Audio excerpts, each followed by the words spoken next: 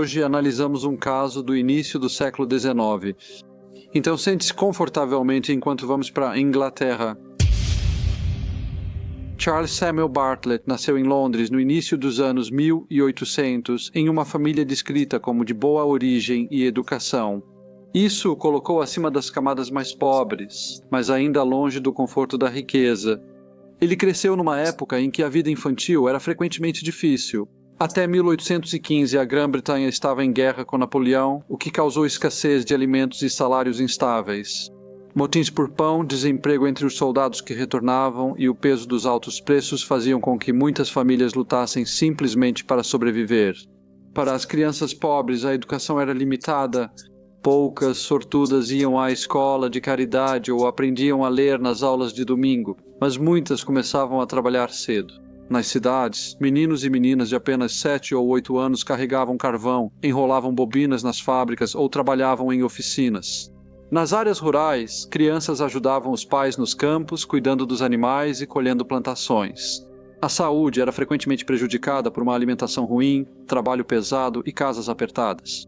Mesmo assim, feiras, entretenimentos de rua e trupes itinerantes traziam cor e emoção a uma vida normalmente contida. Charles Bartlett viveu sua juventude nesse mundo. Os recursos da família lhe garantiram certa educação, mas ele não teria crescido sem ser impactado pelo trabalho infantil, pobreza e pessoas buscando emprego. Na década de 1820, ele já era adulto e a Inglaterra mudava rapidamente. Entre 1825 e 1835, a Revolução Industrial passou a fazer parte ainda mais do cotidiano. Fábricas têxteis e siderúrgicas movidas a vapor expandiram as cidades, enquanto as comunidades rurais frequentemente encolhiam sob pressão econômica. O período trouxe oportunidades e deslocamentos. Canais e novas ferrovias facilitaram viagens, mas os salários eram irregulares. A agitação social continuava latente. A Lei da Reforma de 1832 ampliou a representação política, mas os pobres ainda tinham dificuldade para sobreviver. Carlos serviu no exército, na marinha e também trabalhou na Força Policial de Londres. No entanto, para um jovem de temperamento inquieto, era fácil se afastar da disciplina da rotina. Tais posições exigiam estabilidade, algo que nunca pareceu combinar com ele, e em vez de permanecer estável no emprego, ele decidiu que preferia trabalhar no parque de diversões, adotando uma vida que muitos consideravam estar à margem da respeitabilidade. Ele se tornou membro da companhia itinerante de atores, conhecida como Companhia de Ingleby, que viajava de feira em feira, montando seus espetáculos em hipódromos e outros eventos temporários. Esses artistas itinerantes viviam do instável mundo das barracas, diversões e multidões em movimento, onde o espetáculo valia mais que a atuação. Charles prosperava nesse ambiente, adaptando-se facilmente ao ritmo inquieto, mesmo sem obter estabilidade ou reputação duradoura. Em agosto de 1836, viajando com sua companhia para Monmouth, Charles conheceu a filha de um sapateiro local. Eles se encontraram brevemente e, em poucos dias, Charles e a jovem se casaram. Como parte do acordo de casamento, ele recebeu a promessa de uma herança após a morte do pai ou da mãe de sua esposa. Então, numa época em que o casamento frequentemente envolvia negociações cuidadosas de dotes, a perspectiva de uma futura herança não era insignificante. Para Charles, que vivia de apresentação em apresentação, esse casamento oferecia não apenas companhia, mas também uma certa estabilidade financeira futura. Após o casamento, Charles ficou por pouco tempo com a família da esposa em Monmouth, antes de ambos voltarem à vida de feiras itinerantes. Sra. Mary Lewis viajou para ver a filha e o genro. Ela soube que a companhia de Ingleby se apresentava em Stapleton, perto de Bristol, a 48 quilômetros de Monmouth, após a fronteira entre País de Gales e Inglaterra. Então ela embarcou em uma diligência e viajou até lá. Charles, no entanto, não pareceu ficar feliz em vê-la. Pouco depois de se casarem, ele foi morar na casa dela. Diferenças surgiram entre eles, embora a natureza exata dessas diferenças não tenha sido claramente detalhada. Em 9 de setembro, Charles foi visto com uma pistola de cavalaria.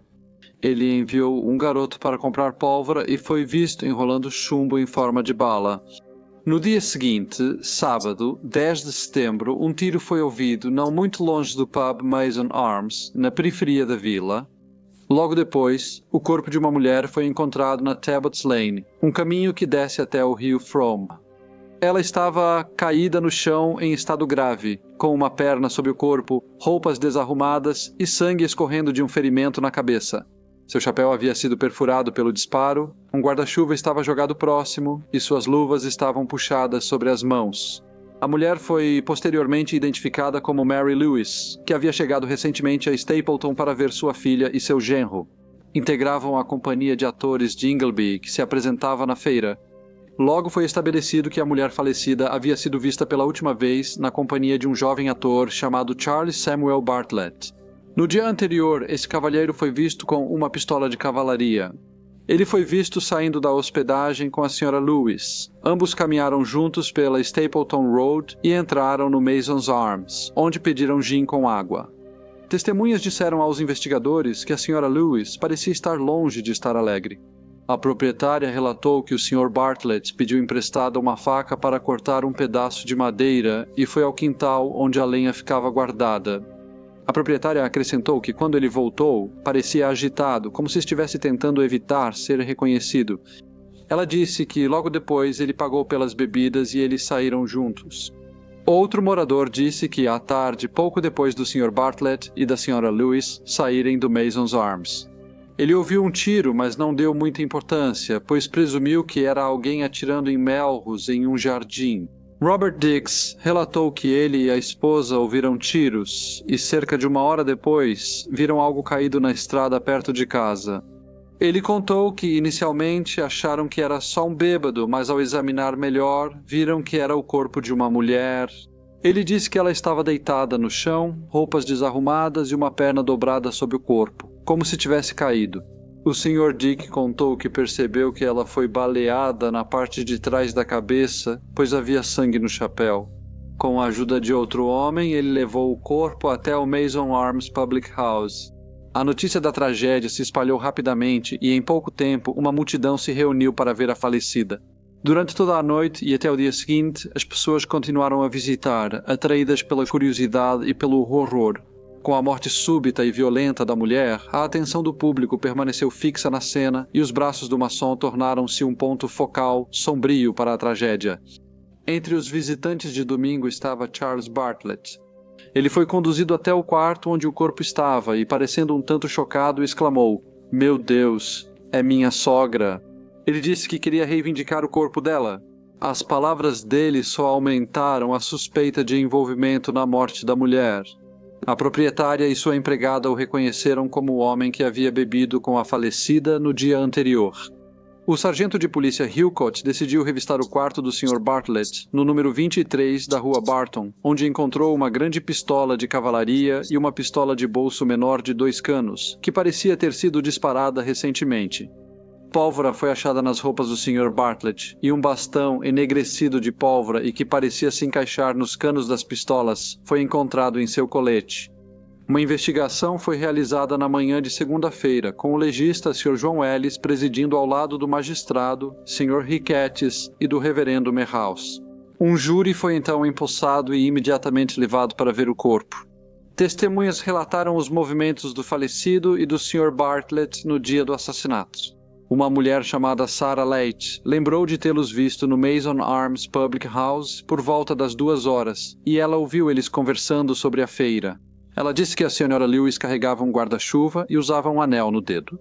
Outra testemunha que reconheceu o corpo de imediato afirmou ao inquérito que Charles Samuel Bartlett era, sem dúvida, o homem visto com a senhora falecida no sábado. Dr. Holloway, que examinou o corpo, afirmou que a Sra. Lewis levou tiros na nuca, com vários projéteis atingindo o cérebro e provocando morte imediata. O inquérito também foi informado de que ela foi encontrada com sua bolsa e seu anel ainda no dedo, o que sugeria que roubo não foi o motivo. Durante o processo, o Sr. Bartlett pediu para fazer uma declaração, mas o legista o aconselhou a não fazer.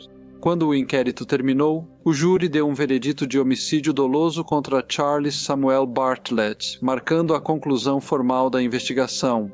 Esse veredito significava que o Sr. Bartlett enfrentaria julgamento pelo crime com todo o peso da lei contra ele. O assassinato de Mary Lewis causou grande comoção em Stapleton e nas vilas vizinhas. Centenas de pessoas se reuniram para ouvir as evidências e ver o acusado. Nos dias que se seguiram, outros vestígios do crime foram encontrados, incluindo pedaços de fita do chapéu da mulher assassinada que foram recuperados de um lago próximo. O julgamento iniciou em 6 de abril de 1837 no Tribunal de Gloucestershire, diante do juiz Barão Bolland. Questionado sobre sua declaração, Sr. Bartlett respondeu: "Com a palavra de Deus em meu coração e lábios, afirmo com verdade que não sou culpado. Charles Samuel Bartlett foi descrito como um jovem de boa aparência, vestido de forma elegante e ator de uma companhia teatral itinerante. Foi explicado ao tribunal que ele havia se casado recentemente e que sua esposa também havia se juntado à trupe. O Sr. Gator abriu o caso para uma acusação e expôs a natureza das provas. Ele expressou sua esperança de que o júri desse a máxima atenção a isso e não se deixasse influenciar por nada. A engenhosidade do advogado do réu pode sugerir. O marido da falecida, Sr. Louis, prestou depoimento, embora estivesse muito abalado ao fazê-lo. Ele contou que sua filha se casou com o Sr. Bartolomeu em Monmouth em 18 de agosto do ano anterior e que, após o casamento, eles moraram por pouco tempo em sua casa com sua esposa. Antes de voltar ao trabalho na feira, o Sr. Louis lembrou-se de conversas que teve com o Sr. Bartolomeu sobre dinheiro. Ele disse que o Sr. Bartolomeu lhe perguntou se ele poderia lhe fornecer dinheiro, já que estava se casando com sua filha. Mas quando ele disse que não podia, o Sr. Bartolomeu não se mostrou preocupado e afirmou que não o incomodaria com isso. O Sr. Louis também relatou que, no início de setembro, recebeu uma carta de Bath, escrita pelo Sr. Bartolomeu, mas assinada por sua filha. Ele reconheceu a letra no verso do envelope como dela. Ele disse que, após a carta, sua esposa foi a Bristol e depois para Stapleton, levando um menino para ser internado no hospital da Rua Guiné devido a um problema ocular. Ele contou como soube da morte da esposa e ficou visivelmente emocionado. Ele descreveu com detalhes comoventes como viajou imediatamente para Stapleton, onde viu o corpo sem vida dela estendido sobre uma mesa. No Mason's Arms, Sr. Lewis disse que sua filha trabalhou em Bath de 1835 até o verão de 1836. Quando ela voltou, ele disse que ela conheceu o Sr. Bartlett e namoraram só alguns dias antes de se casar. A testemunha seguinte, Sra. Jane Latison, testemunhou que conhecia Mary Lewis há vários anos e contou como ela frequentemente ficava em sua casa quando queria visitar Bristol. Ela disse que não era dona de uma pensão e recebia a Sra. Lewis como amiga. Olhando para o juiz, ela disse que a Sra. Lewis chegou na noite de 5 de setembro junto com um garotinho que ia para o hospital. E na tarde do dia seguinte, ela recebeu a visita da filha.